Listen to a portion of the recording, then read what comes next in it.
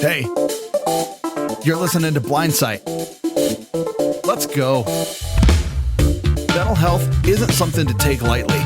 It's time to fight. It's time to thrive. Let's do this. Welcome to Blindsight and Happy New Year. This is your host, Bill Lundgren, with the co-host, Jonathan Price, our producer. And we're here to start off the new year with some interesting discussion, we hope, and get us off on a good footing in 2025. It's going to take me a while to remember the 25 when I write checks or anything, I know, but that's true for a lot of people, right? That's right. I don't know how many things I actually write down anymore now that almost everything that I have is digitized. And so it just remembers for me. Well, you still have to print the 5, press the 5 button instead of 4, which I'm still doing. Even when I'm talking about next year, I still automatically go to 24. There you go. It's muscle memory. Yep. Well, here's to making it right in 25. Yeah, we're going to learn. All righty. And last week we talked about setting goals. And this week, Jonathan and I want to talk about what sabotages the goal setting.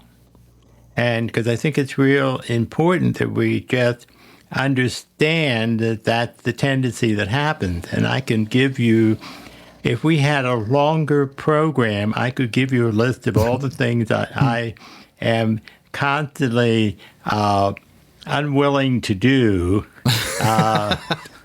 for various reasons. I'm trying to sort them all out, and I know that it'll be 2026 when I get through the list. Dude, for me as well, 26, 27, somewhere in there.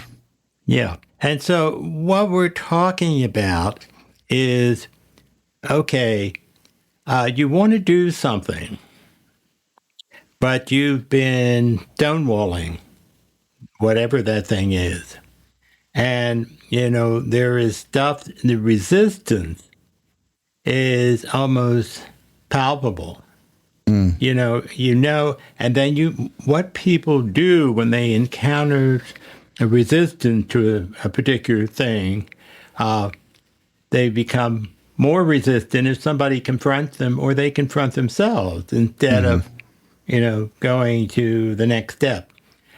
One of the things that I remember very vividly from a movie called The Miracle Worker, which was the story of Anne Sullivan and I don't remember her name either. Helen Keller. Yeah, that's right. They were running My a blank goodness. here. Helen Keller. The story, if people haven't seen it, it's the story of their meeting and changing Helen Keller's life. And actually, in terms of changing Anne Sullivan's, for that matter. Mm-hmm. But Helen Keller, if people... The younger generation may not have heard of her, but she was deaf and blind. And when she was a child, they assumed she was mute because she never, she would make sounds, but she never could make words. Well, of course, she couldn't make words because she didn't hear words. Yep. And so everybody just assumed, and she was not passive about it. She was very much a hellion. And her family got so frustrated and needed to do something, they didn't know what. And they found Anne Sullivan and had her come in to try to make Helen Keller manageable. And Helen Keller, one of the things she said to the mother, stop pitying her. That was part of the resistance the mother was making, but resisting admitting to how bad her behavior was. Right. And Helen Keller could have come in and hit her over the head and said, you got to do this, that, and the other thing, which wouldn't have gotten her anywhere. And Helen would have fought back more. She was a fighter. And I think that Anne Sullivan saw that as a strength rather than a weakness. Mm-hmm. But Anne Sullivan spent time, instead of confronting, she really acted, how should we say, noting, caring, curious about what made Helen Keller tick. What was it that kept her so active and out there? What was she looking for? And at one point, I think that Anne Sullivan, and I just surmised from the film, saw that she was frustrated because she couldn't communicate other than throwing her fist around. Yeah. And Anne Sullivan grabbed her one day and took her over to a water pump, took Helen Keller's hand, put it in the water, fingerspelled the word water, and Helen Keller spoke for the first time, putting the words together through the word water.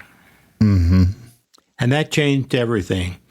And as I see it, this is the challenge. What Anne Sullivan did was to challenge Helen Keller to do one small thing, which was to say one word, to recognize and say a word. And that's what I mean when we talk about challenge. That is to find a way to challenge us with a small thing that starts in the road of the big things we're looking for. And another example would be, as I've said many times, at the beginning of the year, you go to a workout center. Yep. And, you have to stand in line for the equipment. Because everybody makes a New Year's resolution, this year we're going to be healthy. And they say, well, what we're going to do, I don't like doing this kind of stuff, but I'm going to make myself do it, confrontation. Yep. And I'm going to go 7 days a week and work out for an hour, and and I'm going to do it.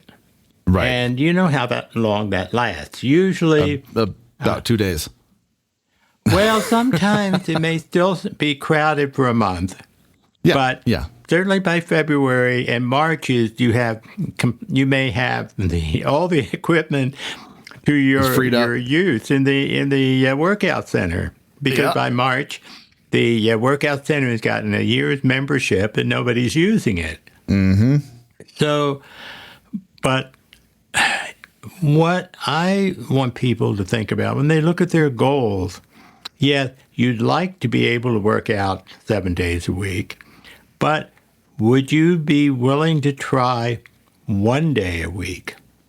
Or maybe even, not a full hour, but a half hour to get in there, get used to it, get to know how to use the equipment. And then as you feel more and more comfortable, you can increase it. But it starts with you being, instead of being confrontive of yourself and your resistance, be curious about what the resistance is all about. Some people are just not made for doing the equipment in a workout room. But if your goal is to be healthy and you're willing to walk, or you get yourself a dog, particularly a hyper dog who wants to run. I know I have no trouble getting to meetings of any kind, particularly the church, because as soon as I say church to Aiden, he's off like a shot. He just won't slow down.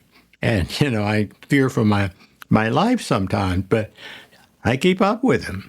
And it's healthy for me to go to those meetings.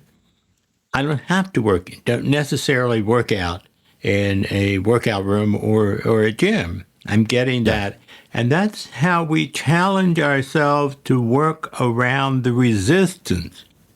That's really the key, is to challenge ourselves, say, okay, I can do this. Even though it's a minimum, that's where I'm going to start.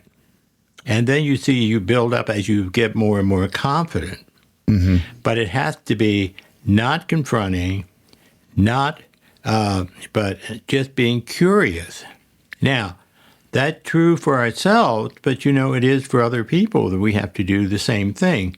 One of the things that, we'll be talking about 12-step programs later on this year. And 12-step programs, one of the things that's not written in the 12-step, but the message that is constantly thrown around in 12-step programs is progress, not perfection. Yeah. And one day at a time. And that's what it is. So when someone is, say, resistant to sobriety, if you can pull it into small pieces and say one day at a time, you were just talking about being, let's say you're the person's an alcoholic. Don't worry about tomorrow. Today you're going to be sober. And then this day and the next day and one come right after the other, and then the person can say, oh, I can do it. I can stay sober, and with the support of other people. But it's that kind of identifying what the resistance is, instead of just accepting that you're resisting something. Break it into small pieces. Mm-hmm. Understand it. Don't criticize yourself because you're resistant, but really to say, okay, what is that all about? Yeah. And then you challenge yourself with what you think will be easy for you to do to start and go from there. What are your thoughts, Jonathan? Well, as our audience knows, as you know, 24 was a hell of a year for me personally, and going through divorce and going through just change in general, and that resistance to change, resistance to ideas that I had once held as, I'm going to have this in my future. I'm going to plan on doing this. It is now met with, okay, here's your new reality. I don't like that reality very much. I look at you can kind of look at it in two ways. Or I've looked at it in two ways where I've said, okay, am I doing this out of fear or doubt or discomfort with this new way of life after, either losing somebody or going through a divorce, and I'm resisting that change, that pressure. I had this for 24, I had one of my words as pressure and patience and perseverance. Well, I had to fight through all of those things. I had to go through pressure. I had to, for myself, I had to sit in a lot of that stuff. Now, a multitude of amazing things happened in 2024. And now that I'm looking at 25, and I said it last week in our episode about, ending the year, my new words for 2025 are growth, connection, and courage. And it really takes my mindset out of that resistance and that I guess an invisible wall, I guess. I'm no longer beating up against that invisible wall, and I'm not stuck.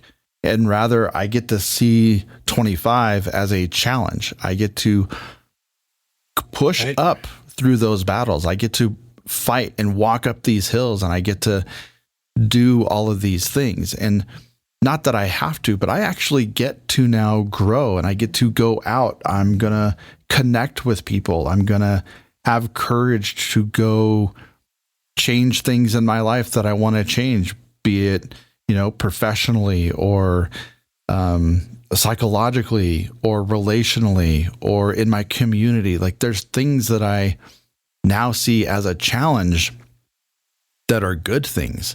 And the challenges are going to be hard, and there might be some resistance in the challenges. There will be. I mean, don't say it's going to be great. There will be, because there will be. Yeah. We humans do not like change. No. We'll fight it. And even when we know that change will be better for us, we can find maybe I can put it off, or, that's not going to be so great, or, and we come up with all kinds of excuses, if you will, to maintain that resistance, because it's very frightening for change. It's very frightening when you're got a certain system going and everything is working in a comfortable way, and all of a sudden there's a jolt. Oh, yeah. Well, that leads into a question that I have for you, is that for our listeners out there who maybe they've just been diagnosed with RP, or they're going through a change this holiday season that they didn't necessarily go through last year. What kind of resistances do you think they might be facing? And then what might be the challenges on the other side of that? Well, I will tell you from my experience of the diagnosis of RP, I was working as a marketing executive writer and making good money. And I got the diagnosis, and in a way, I knew something was wrong. I just assumed that the fact I couldn't catch a fly ball was due to being gay, when actually I couldn't see the ball. And I finally got the diagnosis, RP, and in fact, the doctor told a friend of mine who was in the medical field and said, this is his diagnosis. I don't think you should tell him, because that's going to be devastating. And of course, my friend fortunately didn't like their advice, that I needed to know. And it was a shock. I didn't want to believe it, but I had seen enough evidence that something was wrong. And consequently, I couldn't really avoid it. But the thing that saved my butt was that I was really unhappy in the job. And I said, well, if I'm unhappy and I'm sighted, I certainly am going to be even more unhappy if I'm blind and trying to maintain this job. And I changed careers. And of course, the career that I changed to is the career I've been in for the last 45 years as a therapist. It was the kick in the pants. Yeah. I was fortunate in having a kick in the pants, because that's what I needed to make the change. Because, quite frankly, if I hadn't had that, I would probably, I know I wouldn't have gotten sober, and I wouldn't have, I may not even be alive, because I was so unhappy with the other thing, but I was resistant to changing. And this diagnosis was the ticket for change, but we don't all have that. Sometimes we have to decide, look, I'm unhappy where I am. I can make it better. And it's that hope that you're talking about. And that's what you're presenting, is hope. Yeah.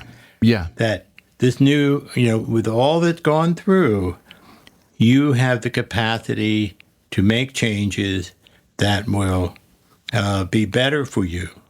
Mm-hmm. And that's when, if you're already blind, you're not sure that you can change, that you can make things better, because so many people, particularly those who don't have blindness, who see blindness as such a terrible thing. And as a friend of mine experienced when she met somebody on the bus, and the woman said, if I knew I was going to go blind, I'd kill myself. That's the way people see it. And sometimes we buy into this. Yeah. And, we don't know what to do. And the thing is, that's why it's so important to hook up with other people who are, shall we say, in the same boat and are moving forward. Or that's where, the challenge and the curiosity, as I call it, that's how therapy can help, because the therapist is the one who helps generate that curiosity. Okay, you're thinking this, now tell me more about it. At least the kind of therapy that I did. Tell me more about it. It helps you to work through what's behind the resistance that you have, and in fact can find the hope. And that's what has to happen.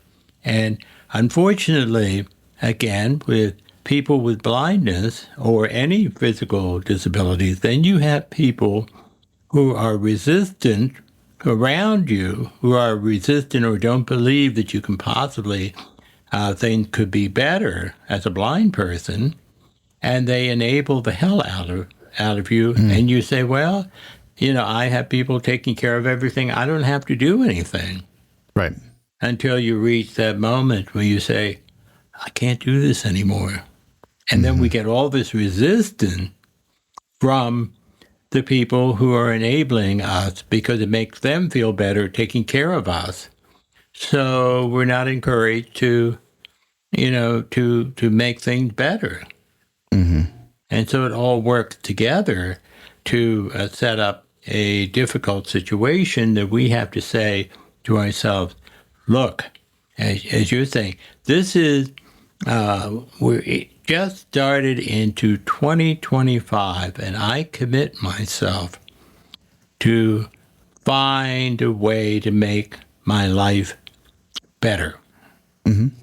And kind of get these people to back off and let me do that. Again, when we're talking about resistance of others around us, they may be scared to death if we decide to go and do something that we might hurt ourselves. So they think they're taking care of us and block us and say, okay, if you think this is too much to take on, let me try some small challenge myself to do some, see how I do with certain changes.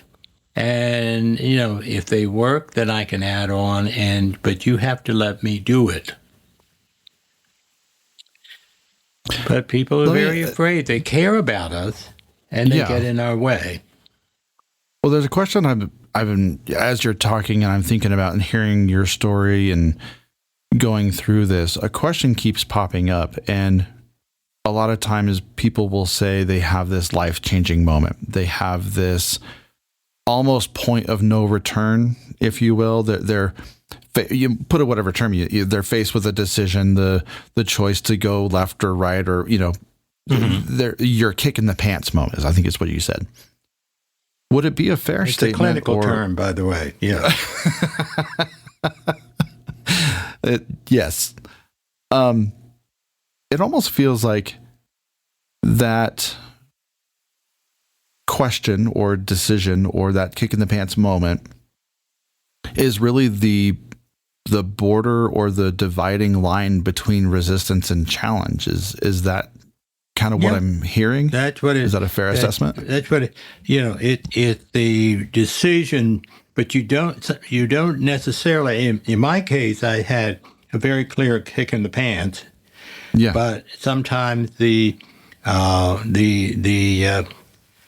curiosity has to drag this out of us, that we're not happy where we are and we need to make a change. And then that is the motivation to find the challenge or the way to challenge ourselves to make life better. We have to be challenged. We have to, but you see, in being challenged, we have to know that we can meet the challenge. That's why I make a division in my thinking about resistance versus challenge, because resistance says, I can't change anything. The challenge is the hope that I can make a change. Yep. And how do we get to that? And that's that exploration in between, the curiosity that says, okay, look, this is what's bothering me. This is what I don't like the work that I'm doing. So with this new information, I need to make changes so that as I lose my sight, I can still take care of myself. That's reality. That says, okay, and you have to find out how to do it. And resisting change is never easy. It's never, and I think you've got people also on the other side of the spectrum where there's change for change's sake. They're just changing to hope that something happens. And where, every once in a while, I walk into my living room and I'm like, man, I really want to change the way this looks. And I move the furniture around, not because it needs to change, but just because I want it to change. I'm either bored with it for change's sake, yeah. Yeah. And that's not a bad thing. It's not a bad thing. We can try it out. See, I think the resistance is digging in your heels. While the challenge is to try some things out with the knowledge it might not work out. The first job I got after the diagnosis was an executive director of a small agency that was addiction prevention. And it really did not suit my personality. I managed to really make the agency work. And I left there and really realized that direct service to clients was where my niche was. But at least I had that experience of making the change, trying it out, and now I don't think that's going to work for me. And then knowing that I can try something related or close enough and make a transition, but you have to trust and challenge yourself. Well, even if this does not work out, I will find something. Absolutely. That'll work. I think that pivot piece is really important to that challenge aspect.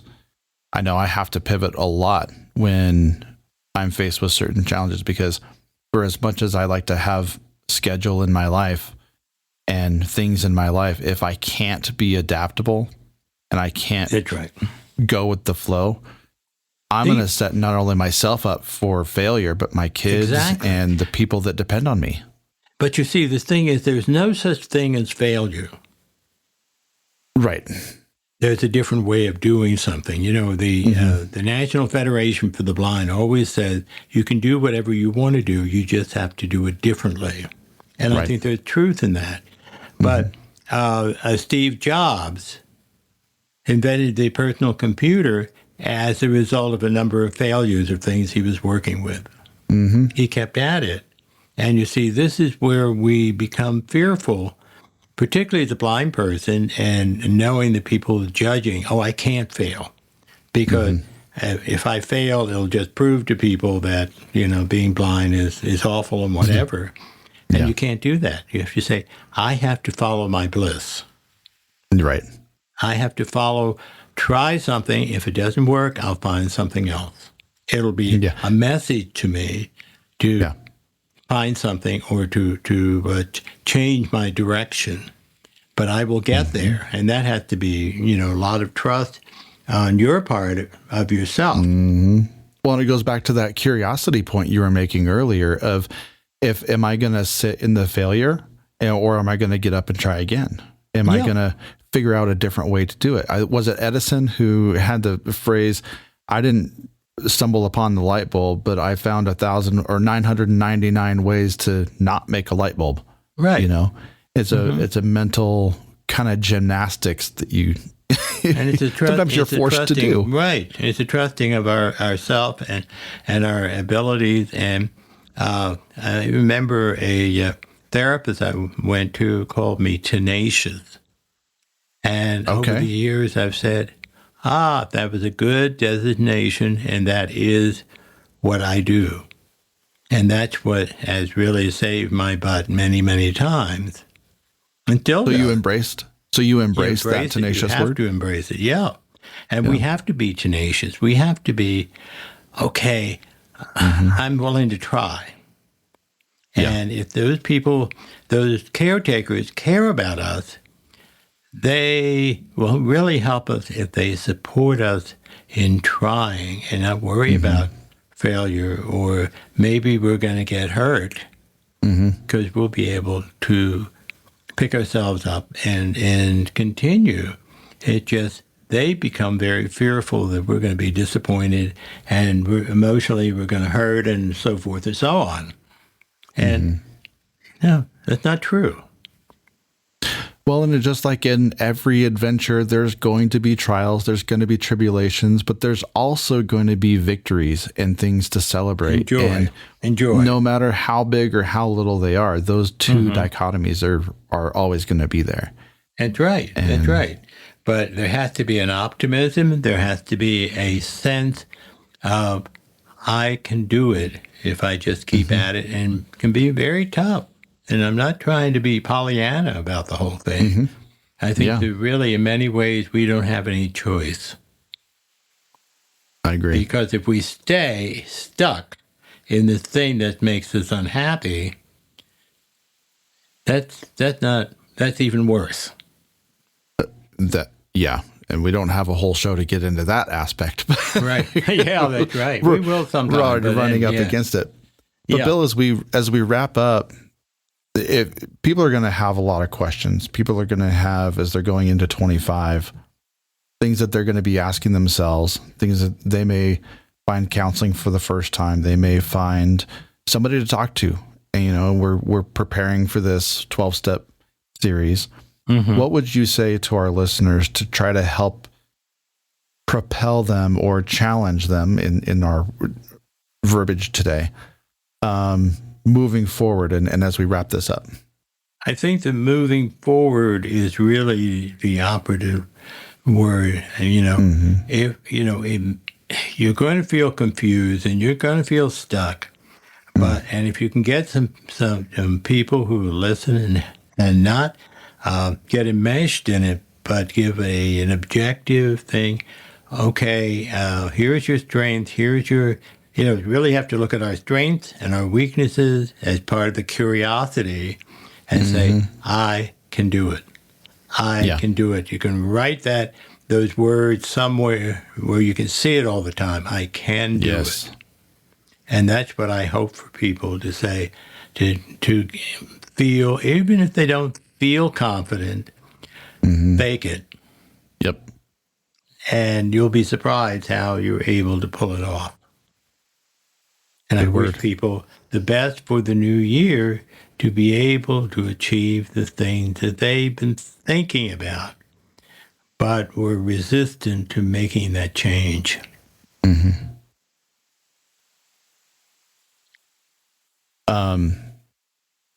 My last thought would be, like Bill said, write it out somewhere. I have on my mirror in my bathroom, I take a dry erase marker, and I can write out different messages to myself, or different words, or different things. You can put it in your phone to say, I have a friend who has to change the password in her computer. So every time she created a new password, it'd be an affirmation for her. That's a great one. That's a great one. I've never heard of that one. But taking things like sticky notes and writing them out, or, it might be fun. I'm just having this spitball kind of idea. It'd be fun to have some affirmations in Braille. Maybe I'll look up some affirmations. Maybe we can get those brailled and because we all need those affirmations sometimes. We all need that pat on the back and that little, sometimes a little kick in the butt, every day. A little push is not a bad thing. That's right. That's right. It would be kind to yourself, but also kindness is not necessarily being sweet and everything. You're saying, okay, get moving. That can be a kindness. Is saying, hey, you're just sitting and not doing anything. Get moving. Yeah, that's right. Kind of like those little league coaches that say, hey, you got to be doing this and you just got to do it better. Yeah. There you go. That's good. Well, this has been a fun show. If you guys have any questions, we'd love your feedback. Feedback at aftersight.org or give us a call, 720-712-8856. Very good. In fact, you've achieved what I still have struggled with, being able to remember that phone number. That's your challenge for 2025? Down. Okay. And here we start the new year, Jonathan. This is Bill Lundgren signing off with Jonathan Price. We wish you the best. We'll check in with us next week's session, and have a great week.